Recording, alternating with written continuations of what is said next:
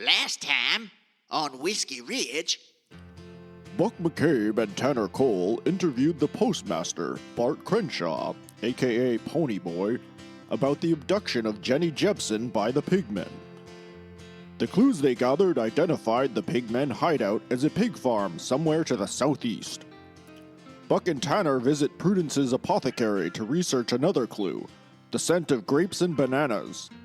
As Prudence is able to identify the scent as magnolia, Buck and Tanner become suspicious of another customer in the store. A man with one eye missing and a long, fresh scar down the side of his face. Buck and Tanner confront the man, but he leaves without incident. Our heroes now return to the Silver Dollar Saloon, where an unlikely new ally awaits. I'm fully expecting that we're gonna do this one week and somebody's audio is just gonna be completely unusable. Chow!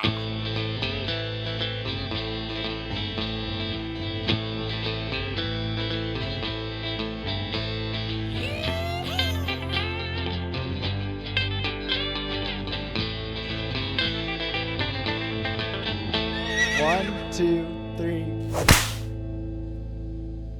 So we have a new player tonight. What? John, say hello. Hello.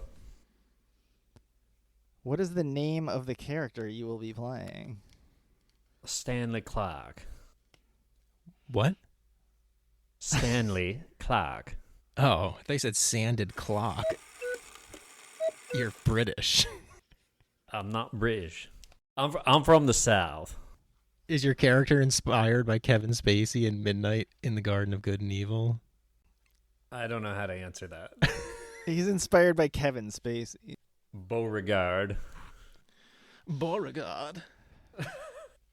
All right, John, the first thing we need to do is you need a horse. Oh, God. Is that really necessary? Yes. Don't spoil Matt of his fun. These guys already have horses. Here's number one. Jesus Christ. Is this, do I have the option like in Red Dead Redemption where I can keep skinning it and getting a new one? Possibly. Okay. Here's number two. Okay. Here's number three. I'm going to go with number 3. Okay. And what is this horse's name? Tulip. That was quick. All right. Tanner and Buck. This is immediately after you were at the apothecary. You learned some clues about the Crumpest Farm. But you decided to go back to the Silver Dollar Saloon before you went out there. So it's actually kind of evening time. So you walk in the door. You see it's actually pretty busy in here tonight. You got a couple people at the bar. You got your regulars. And you see that over in the corner, there's kind of like a group of people all kind of like surrounding a person. They're all kind of like laughing and clapping. John, what is Stanley Clark doing? Actually, do you have a description of your character? Stanley Clark. He's a professional and gregarious, charming-looking man with a wide smile and trusting eyes. He's well-dressed in a 3-piece suit with a pocket watch, spectacles, a dark-brimmed hat, and gloves. Though youthful, he presents with an air of competence and success. He has a well-manicured, waxed mustache and goatee. What is Stanley Clark doing to entertain these people? He is demonstrating some card tricks. Roll to see how you're doing. Okay. I think that would be Legerdemain. I don't know how to say that word. Legerdemain? So you have a 70 in that skill. Oh, critical success. And you got a 69, which is the best possible result. So, you want to say how impressed these people are and what you do, or? Yeah, they're blown away. This is like David Blaine type stuff, where they're just freaking out. He's like floating. Yeah. I'm basically picking the card that they're just thinking of and just pulling it right out of the deck. They have no idea how I'm doing it. You could say that like each person's card is like in the person next to them's pocket. Yeah. So they're all like have each other's cards. So Tanner and Buck, when you come in, you just hear this rousing cheer from these people. They're like, "Oh my God, this is amazing! Yay, yay!" And they're all cheering for this guy that you've never seen before. What do you guys do? What do we got going on over here, Tanner? I never seen the bar this busy. It looks like that fella is impressing your Rose McGill. That dirty son of a bitch. She's pretty sweaty. Don't say things like that. And Ruby sees you guys coming in. She's like, Buck, come down here. You gotta see this. Well, I reckon I do. I never seen a crowd like that. I've never seen anything like this. How are you, friend? I'm doing quite well. What are your names? Name's Buck. I own this saloon. Well, Buck, this is quite the place here. Thank you. Can I buy you a drink at your own saloon? Well, I don't personally drink much these days, but you can buy my friend Tanner here a drink. This is Tanner. What'll it be, Tanner? Oh, hey there. I'll just take a beer, thanks. He looks a little rough around the collar. He's a good guy. Yeah, likewise, my friend. Well, pleased to meet you. One beer coming up. You guys know any card tricks? I can't say I do. I'm not much of a card guy, but you seem to be drawing quite the crowd. Is that what you do? You do tricks? Well, let's see. Pick a card. Any card. All right. Should I tell you what it is? No, don't tell me what it is. Okay. Can I tell Tanner? Sure. I'm going to show Tanner my card. Matt, do you want me to roll to Yes, I do. same skill? I think so. Okay, so that is a 55 on a 70, also a success. Crit, is it not? Oh yeah, you crit again. Awesome. So where did you pull the card from? So I so I shuffle it back in the deck, and I go through all of the cards, and he says he doesn't see his card in there, and I have him look in Tanner's back pocket, and the card appears. Holy shit. What in tarnation? That's crazy. How'd you do that? Forget, this guy's not buying a beer. I'm buying you a beer. Oh, Sarah, get this fancy gentleman a beer, will you? On the house. Yeah, let me get him one too. Wow, that's mighty gracious of you. Hey, happy to do it, man. I love some entertainment. Cactus realizes that he's probably neglecting his duties a bit. He heads back to the piano to start playing a tune. There's two people here that you guys, well, that Tanner wouldn't know, and Stanley doesn't really know anybody. But these are new characters to the show. So this guy is Tom Nighthawk. Sean, can you describe this fellow? Mandy Patinkin wannabe. Yeah, so Nighthawk, he's a frontiersman, trapper. He's got a bear skin head over his head. He's got the typical trapper kind of vest. Looks Native American-ish. He's got a belt on with a pistol and a knife and a long rifle. This guy's a trapper, and he's usually, it's pretty rare that he comes into town. He lives like way out, basically a hermit lifestyle most of the time. Mr. Nighthawk, what brings you in? I just got tired of being out there by myself. So I was very lonely, and I thought I'd come here and get a drink. What are you drinking these days? Pure moonshine. Yep, just a regular, huh? You know, Tom, we discussed the bear head. My wife does not like you treating the animals like that. It's very sacred to my wife and her people. The bearhead is my wife. I understand, Tom. I'm going to let it slide tonight, but in the future, when you come down off the mountain, leave the bear head. We'll see. Maybe so. All right, I'll get you moonshine. Sarah, put the goddamn rifle down, will you, while you're tending bar? I need it. Stir the drinks. That's my wife. So the other person that is new to you guys, John, would you care to describe this lady?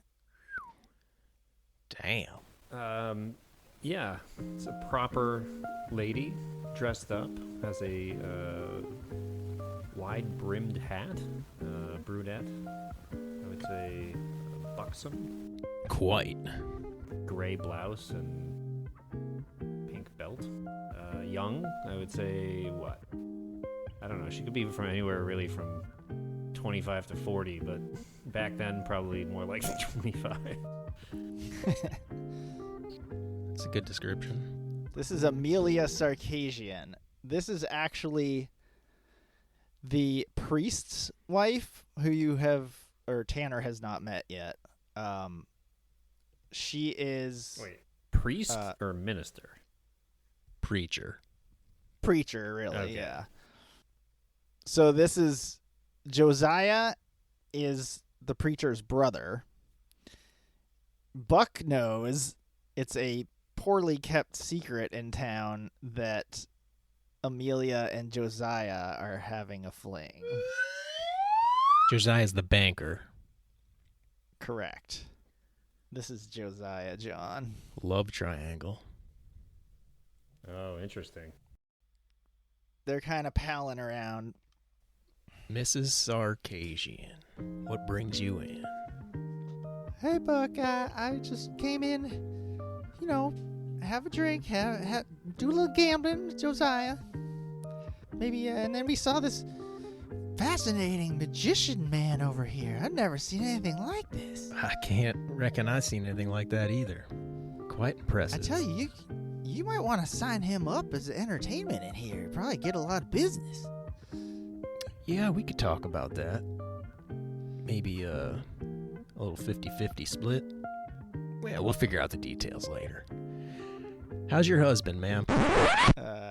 She looks a little, like, offended that you would bring him up right now. He ain't still She's like, upstairs, is he? He's fine. He's fine. I'm just messing with you. You have fun tonight. Thanks. Goes to sit down. So, Bart is there as well. He's shuffling around, tending the tables, or he's pretending to work while he's actually watching Stanley do his tricks. Turning tricks, you could say. As you may have noticed, also in the bar tonight are Clint Dawson and one of his henchmen, Matchstick. They are up at the bar, just standing there drinking. I'm going to nudge Tanner. Son of a bitch. Just say no trouble, right? No, Buck, no trouble tonight. I'm not going to get involved with those boys unless they mess with me again. All right. Might mosey over there, make sure those boys are doing okay. The old Dawson boys. How we feeling tonight, fellas? Mr. McCabe. Good to see you, Clint. Good to see you, Mr. McCabe. Cabe. You had a couple drinks tonight, Clint? No more than I can count. Well, I think that is probably untrue. Is that some kind of joke? Yes, sir. McCabe. Yeah, Matchstick will explain it to you in the morning. Matchstick, how are you? I'm good. Good. No trouble tonight, right, fellas? No trouble. No trouble, Buck. All right. What brings you in anyway? You can see they're kind of over your shoulder. They're kind of eyeing Tanner. Yeah, and he's looking right back at them as well. He's not happy about them being in here. And Clint actually like gives him a little wave, and Matchstick is like, Cactus. At one point calls you over Buck. Hey, Buck. Buck, can I have your ear for a second? Yeah, Lyle, what's happening? Well, I've been testing out a couple new songs for the Rootin' Tootin' Swashbuckling Jamboree Festival next week. Yeah, man, I'm too excited about that. It's not Ave Maria, is it?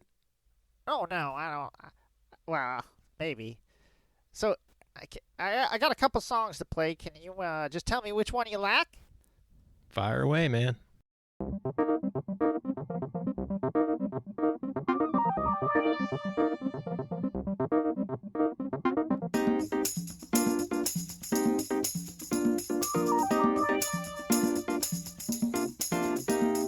Rootin', tootin', swashbuckling jamboree. Rootin', tootin', come on people. Rootin', tootin', swashbuckling jamboree. Rootin', tootin', come on people.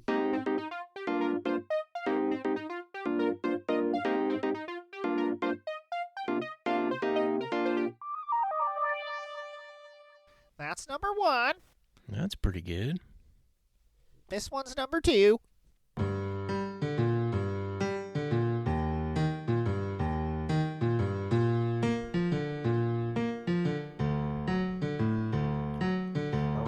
Rootin', tootin', swashbuckling jamboree.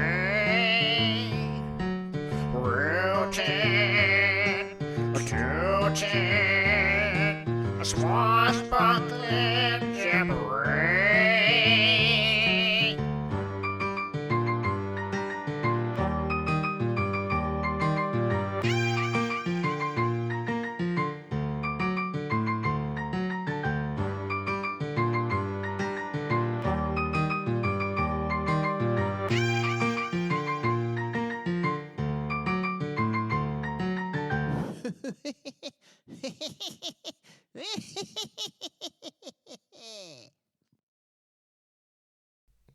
I like number one, Lyle. That one sounded good.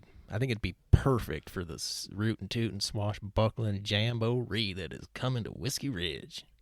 Thank you, Buck. Geez, you must have a lot to do to get ready for that. Oh yeah. Me and Tall Pine and Jeff, we're getting ready. Got an extra sack of flour, gonna make some drop biscuits, and got some secret sauce brewing in the kettle out back. Know what I mean? Oh, hot damn! Yeah, you'll get you a taste, don't worry. What's Stanley doing right now?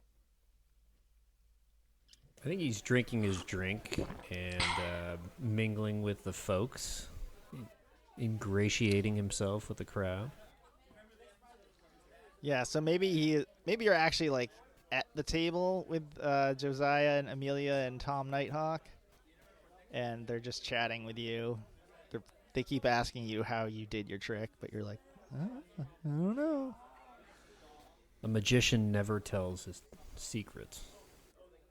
Buck, later in the evening, Bart comes up to you, and he says, Hey, Buck. Hey, Bart. I got the order for the, you gotta decide what you want for the liquor for the festival. Yep. You got the sheet? I got the list here. All right, read it to me. Well, you gotta tell me what you want. Oh, so you just have a blank piece of paper. Yeah, I mean, it will be a list when I fill it out. That's right, Bart. It will be. It's good to have you here, buddy. All right. We're going to need, on top of the regular order, we're going to need an extra 2 cases of gin. You writing that down, Bart? I got it. Because you're not writing. So go ahead and write that. 2 cases of gin. All right. Yeah, there you go. Are you done? No. 4 cases of whiskey, the cheap stuff. Okay. We got them empty bottles of the good stuff, right? And you pour it in. These out-of-towners won't know the damn difference. We're gonna need a couple, 3, 4 barrels of beer, a couple satchels of tobacco. Yeah, you spelled that. Well, they'll understand. Me and Jeff got the flour already. Maraschino cherries. I'm gonna have you roll business to see how accurate your order, how well prepared you are, I guess. Okay. Let me just roll business. What do you got in that? Not very good. I've got a 25. Oh, 27. That's a fail. Okay. While you're there, why don't you give me either an observation or psychology? Observation or psychology. Crit? How'd I do? 44 and a 75. Crit. Crit success. When you take a look at what Bart is writing down, you realize that he's like adding extra numbers to each of these things, and with your crit success you realize that he's trying to get free alcohol, like for himself and his buddies. Okay. All right, Bart, you got that all written down for me? Yeah. All right. Right here. All right, pass it here. I'm actually going past the store, so I'll drop it off because I gotta run. I gotta run over there anyway. Oh, I mean, I was gonna bring it. No, it's okay, man. It's a busy night here. You should probably stick around, clear dishes, and It's part of my job, yeah, I understand, Bart. right? But I'm telling you, if you catch my drift, I'll bring it myself. And he hands it to you, but he's going, Yeah, Bart, listen. Don't make that noise anymore, and don't worry about it. All right, we're cool. I understand what's Okay. going on. I was young once. But I'll run this over, and you and your boys ain't gonna get any free whiskey this time. Oh. Don't be embarrassed. he walks away like Charlie Brown. Stanley, Yes. you're having a good time enjoying the company of these people. At some point, you just step outside for a minute. Yeah, I think I'm going to go get some air. Okay, so you go outside, and I'm going to whisper to you for a second. So you go outside. You see how you can kind of, on this map, you can kind of see up the right-hand side Yeah. outside the bar? Yeah. So you're looking over there, and give me an observation roll. Success. You got a 15 on a 30. You see that there's a guy over there, and he's just, the way he's moving, and he's just kind of by himself in the dark, he looks kind of suspicious. And as you're, he's got like a saddlebag with him, and as you're watching, he doesn't see you, and he puts the bag down, and he reaches in, and he pulls out what looks to you like the skin of like a pig's head. Oh, shit. As you're watching, he pulls his hat off, and in the light you can see that this guy's got a big scar running from the top of his head all the way down his face, and he's only got one eye. And as you're watching, he starts pulling this pig face onto his own head like a mask. Do you do anything? Yeah, I think I want to run back in and alert McCabe, the saloon owner. Okay. I'm coming out of whisper then. Don't disappoint the dungeon master. Oh shit, he's back. So, Buck and Tanner, all of a sudden, Stanley runs back through the door, just barges through the door, comes in. Is this another trick? No, Mr. McCabe, I got to talk to you for a second. Okay, you seem very serious. Yeah, there's a man. I saw a man outside, Okay, and he looking quite suspicious. go on. And he was putting on some kind of mask. Looked like a pig. Oh no. What the fuck? He had like a big scar and one eye. Oh, and no. he's right outside the saloon. Son of a bitch. It's that motherfucker from the apothecary. What now? Did he smell of pig shit? I was not close enough to smell him, but we may have a problem here. Oh, there's gonna be a problem. Buck, we gotta go get that boy. I just wanted to come in and warn you. No, I very much appreciate that. Are you a fighting man? Only if I have to be. You got a pack of iron? Absolutely. Good thing. Oh boy. Hey fellas, I'm gonna need a couple of recruits. Clint, you're fucking wasted though. Matchstick, you're useless. Ruby Rose, you go about your business. Pony Boy, ugh. Pony Boy, just stay here, buddy. Okay. Cactus, keep playing that piano. Who else we got in here? Mrs. Sarkeesian, Josiah, oh Jesus. Tom, he's had half a fucking jar of moonshine. All right. Mr. Dixon, you feel like fighting? I'll fight if you got 100 gold. 200 if you want me to skin my smoke wagon. 100. Son, I ain't J.D. Rockefeller. Well, I'll see you when the fighting's done. Tanner, We gotta get that boy, Buck. Stanley, Mr. Clark. Can I call you Stanley? Absolutely. Looks like it's up to us. I'm gonna walk out and talk to this fella, but you guys stay on my back, okay? You got it. All right.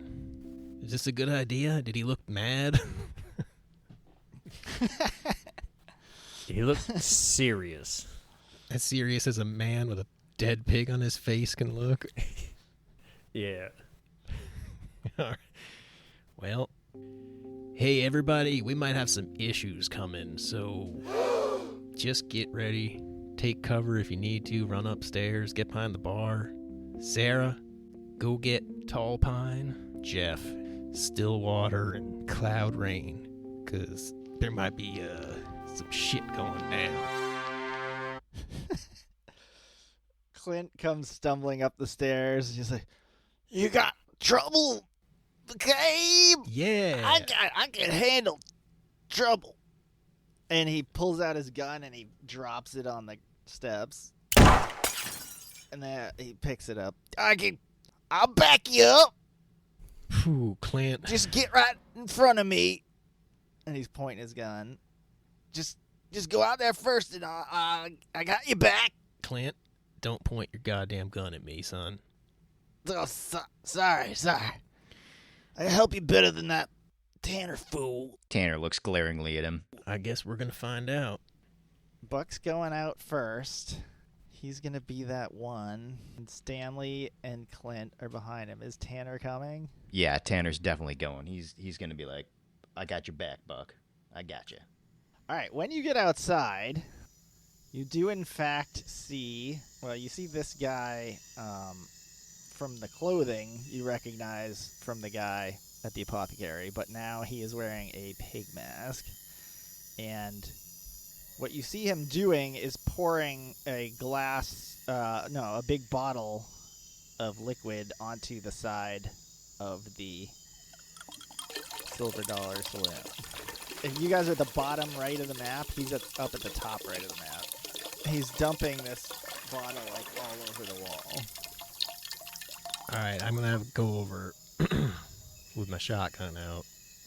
I'm gonna say, "Hey, friendo. Hey, friendo. You're from the apothecary, right?" He just looks slowly at you and says, "Oink, oink," and then he pulls out some matches. Okay. Do you do anything? Anybody do anything? Well, I'm gonna shoot him. Son, you better put those matches down. I hope everybody else is gonna shoot him too.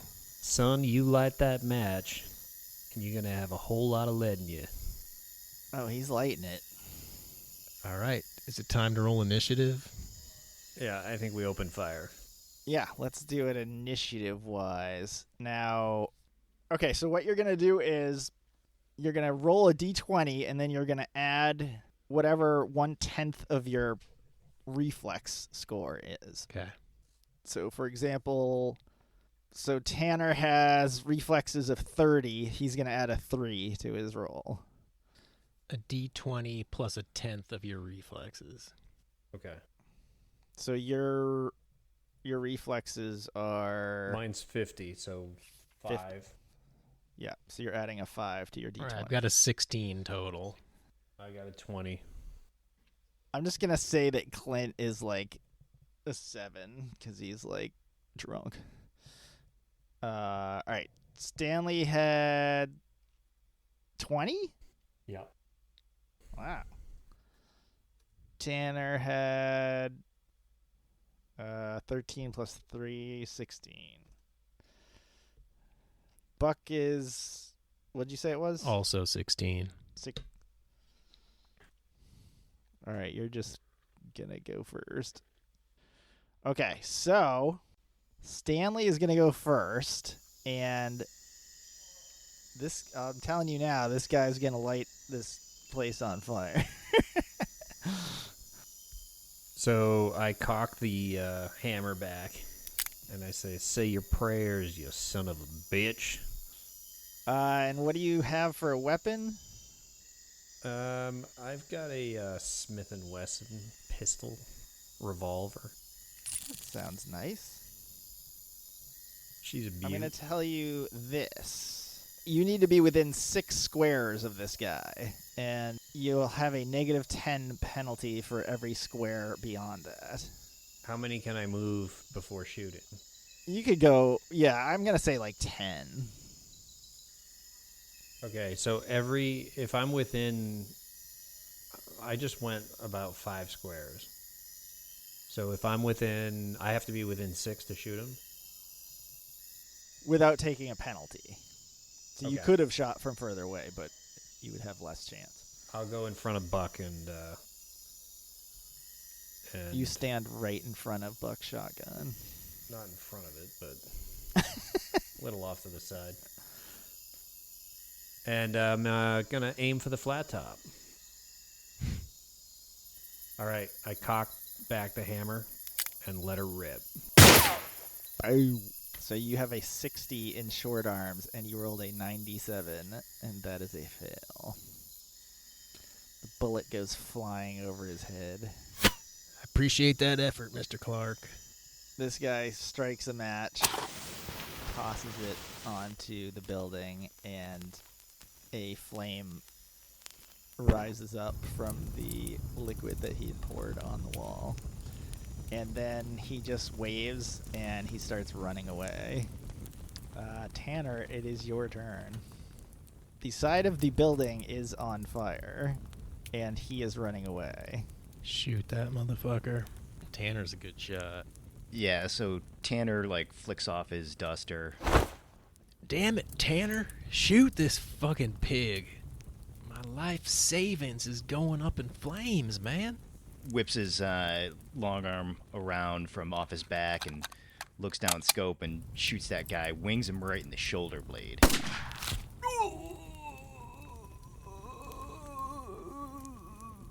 So you have a 72, and you rolled a 37, which is a success. Nice shooting, Tex. Thanks, Buck. Wish I hit him better, but it is. All right, so you wing him in the shoulder, and it's Buck's turn. Shoot that bastard, Buck. Does he fall down? No. He keeps running. Yep. Buck, seeing that the building is on fire and all of his friends and employees are inside, he's going to run back in and tell them to get out. That's fine, but I will say that at this stage, this fire is small enough that if you could possibly, like, put it out. Oh, all right, I'm going to put it out. I don't have any firefighting Okay. skills. Yeah, you would just be like throwing your coat over it or something. Can I put it out with my turn? I want to see if there's something you can roll for it. Maybe repair? I like repair. Okay. Holy shit. My goddamn bar's on fire, man. Guys, I gotta try to put this out. You get that son of a bitch. I'm gonna throw my duster on it. I'm gonna whack it out like they do. Damn it, guys. My duster burned on fire. And disintegrated because I failed that roll with a 68 on a 54. Fucking that goddamn fire's getting bigger. I gotta get these people out of the bar. Clint stumbles over. He's, Clint, shoot that son of a bitch. What you want me to do, Mr. McKay? I want you to kill that pig. all right, and he just whips up his pistol and fires off a shot. And he hits him. Clint, drunk or not, you're a hell of a fucking shot, man. Boom. Wow. This guy is like on his last legs. He stumbles, but he's still kind of like dragging himself away. Stanley. I'm going to try to... I'm torn between... Is the fire at a point where it can still be put out? Yes. All right. I'm going to... This might be the last opportunity to put it out. Okay. So I'm going to try to put out the fire. Looking at my skills, can I negotiate with it? It didn't fall for my psychology. Okay, so if you have nothing in a column, you actually have the score that's above it. So, like, for example, athletics, you actually have a 30 in that. So you could do that. That sounds terrible. You got a 45 in survival. I'd let you do that one. You know, I might let you do the sleight of hand. It's just like being nimble with your fingers. Mr. Clark, show that fire card trick. Wait, where is sleight of hand? Legerdemain. I'm gonna roll it. Show that fire some Legerdemain. I'm gonna roll Legerdemain. Here we go. Oh, Mr. Stanley Clark. Success. Rolled a 53 on a 70. Okay, you have successfully doused the flame by just waving your cards around, fanning the flame out. Mr. Stanley Clark, I don't know if you are indeed magic or clairvoyant, but you got a seat at my table any night of the week. Thank you. Anything I can do to help? I would like for someone to tie that pig fucker up because I don't want him dead. We got to question that son of a bitch. And as you look up, he has dragged himself over and he hauls himself up onto Stanley's horse and he takes off. Tulip, no! Is he gone? Yeah. I mean, you could possibly track him, but he is out of, like, gun range. Come back with my horse, you fat, bearded bitch.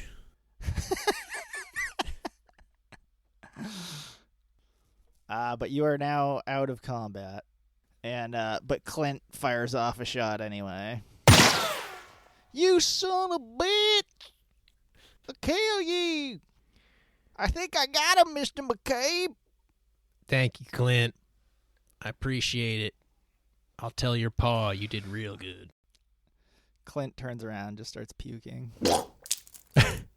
Get it all out, Clint.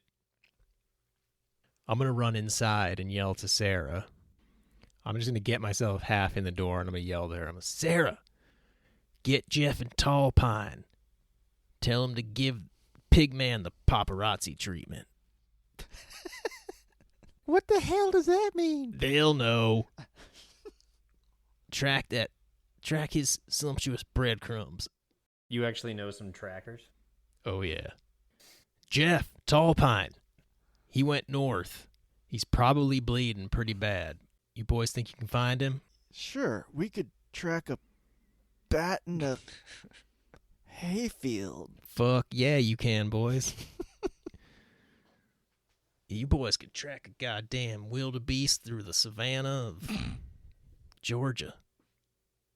Or Africa. He's riding Stanley's horse. Who's Stanley?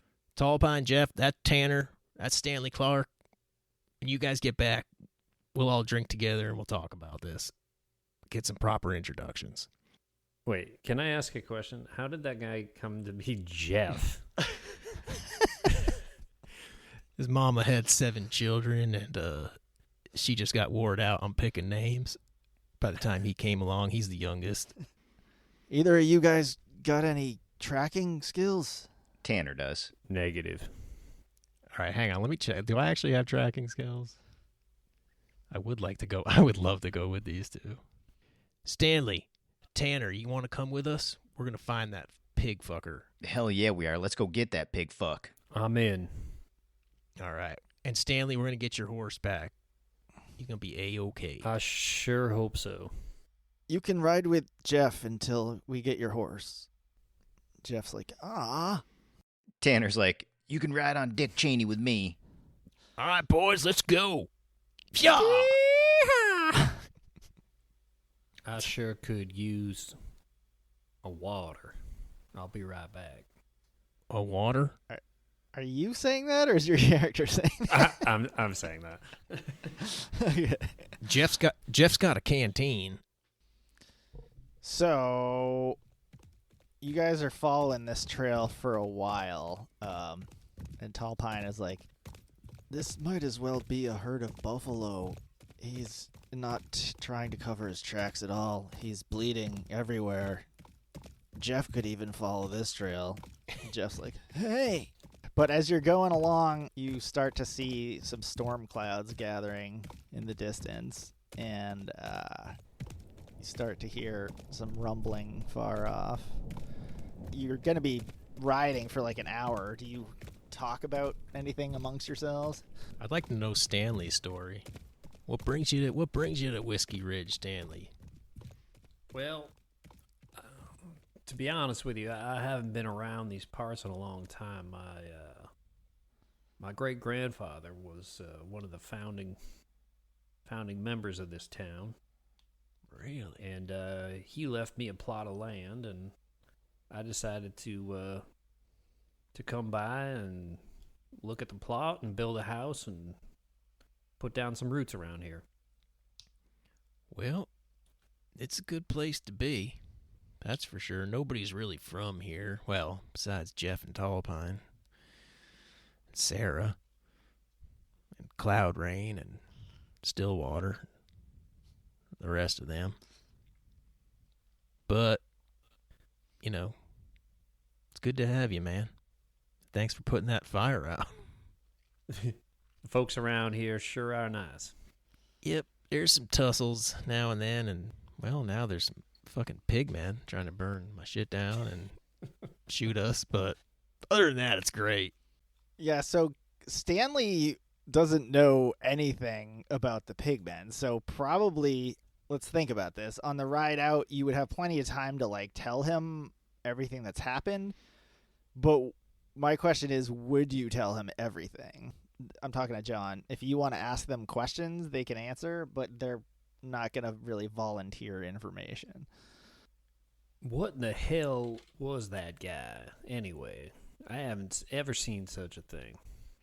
Yeah, I gotta say, this is pretty new to us. We ran into that fella over at Prudence's Apothecary, and he just wasn't, he was out of place in Whiskey Ridge. I'd never seen him. I know pretty much everybody around here. Did he have a pig mask on? No. He had one eye, though. He had a fresh wound on his face, and he was missing an eye. Said he fell on a scythe. I think he was full of shit about that, to be honest. But But there's some rumors around here. I gotta tell you, Stanley, there's some rumors. There's always been rumors about Pigman, but no one ever believed it. And, well, I, for one, I'm starting to believe it, but I can't tell if these guys are just some outsiders trying to take advantage of, the folklore. You know what I mean? Yeah. Like, clearly they're not pig men. They're man-pig wearing pig heads. Like a bunch of fucking idiots. So, I mean, honestly, that's about everything I know about Pigman. But once we get this piece of shit, we got ways of making him talk. I'm going to waterboard that mamma jamma. So you guys are heading southeast for a while, and you start to pick up this scent of grapes and bananas, and you realize that you are going through an area with magnolia trees. And Tall Pine, he just leans over and says something to Jeff in their language, and they both laugh. Ain't no secrets over there. Oh, they're just making fun. They're just making fun of us. Now, John, Stanley can actually speak some Apache. Stanley Clark, you speak Apache? I speak a little here and there. You are a man of mystery. A magician? I also speak a little Chinese. Chinese? What in the hell is that? Like a railroad man? Back from my days of passing through some railroad towns, learned a few words. So here and you there. come from way out west. I've been around. Union Pacific, eh? Yeah, I've been here, been there. I've rode the rails. Well, you're welcome to talk to them boys. I've been married to Sarah for 18 years, and I don't speak a goddamn lick of it. It sounds like, I mean, I'm just a dumb old white guy, but I feel honored that they took me in. But go ahead and talk to them. I'd love to hear it. Why don't you roll to see if you understood what they said when they were laughing? And no. I rolled a third of 6. Did you catch what they said, Stanley? No, must be some kind of what do you call it? Legerdemain? Yeah. No, must be some kind of different dialect or something. Yeah, that's what I tell myself too. The kids these days, they don't speak proper Apache. Let me give you a little piece of advice. I wouldn't tell them that. Jeff, he gets a little ornery with that tomahawk. Oh, Jeff the Apache. Jeff Tall Pine, you see them thunderclouds rolling in? That gonna mess with our trailing? It might, except this guy's just making a mess. It looks like he's slowing down, too. We might be able to catch up to him here in a minute. You keep going a little ways further, and you end up coming upon a farm. Oh, shit, man. This Crumpus farm. Is it raining? Yes. The storm finally arrives as you ride through a copse of magnolia trees up to a ridge overlooking a small dip in the terrain. The hard rain and darkness obscure your visibility, but when the lightning flashes, you catch brief glimpses of the basin below you. A 2-story main house sits in the middle of a 3-acre farm, with fields, sheds, and animal pens surrounding it on all sides. The windows of the house show a brightly lit interior on the bottom floor and a dim light upstairs. You see the movement of livestock in the fields, and another flash of lightning reveals a few people as well moving about the fields. Tall Pine says, "You'd best stay on the ridge. Jeff and I will go down and take a better look. We're good at this." You look over and Jeff offers you a nod and a broad smile before slipping silently into the trees. So you tie up your horses and make yourselves as comfortable as you can in the pouring rain. For a few moments you can see Tall Pine and Jeff sneaking down the ridge toward the fields, but you quickly lose track of them in the darkness. You wait 10 minutes. You wait 20 minutes. And alarm bells start to ring in your brain as you wait 30 minutes. Tanner has been scanning the area with his scoped rifle, but all he's caught are glimpses of dark figures tending the wet and agitated flocks. Suddenly he sees something. Tanner kind of pulls out his rifle and he takes aim, looks down his scope. He's kind of staring there for a second. And he's like, hold on now. Hang on. I got something. Through the magnified scope of Tanner's rifle, he sees Tall Pine walk out from behind the house. His hands are raised above his head. There's a figure walking behind him, and Tanner quickly realizes this second figure is not Jeff. This figure appears to be pointing a gun at Tall Pine, and your heart sinks to realize he's been caught. Another lightning bolt flashes across the sky, and you can finally see the man behind Tall Pine clearly. He has a misshapen pig mask on his face. Oh my god, it's the pigman. Tanner quickly shifts the scope to the other figures in the field, and sure enough, they have the makeshift animal features you have become so familiar with. Looks like there's about 3 of them. Tanner shifts back to Tall Pine and sees that he's kneeling now, and the pigman behind him is putting his revolver to the back of Tall Pine's head.